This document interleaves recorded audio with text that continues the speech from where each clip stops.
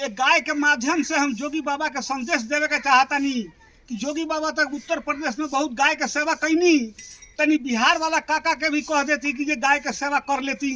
तो गैया के सेवा करस काका, दूध मिली मीठ तो दही मिली खाटा, गोबर गुड़ के सागर बा, हर गुण में नागर बा, अब बंजर खेत में डाल दो तो अन्न देवे में आगर बा। सेवा करो तो चलो चक्का, गैया के सेवा करो काका। तो दही देव भोजन हवन, दूध से हो जाइयन दुख दूर, आ घी ज्ञान के गेठरी हमन टूट जाइहन मन के मगरूर।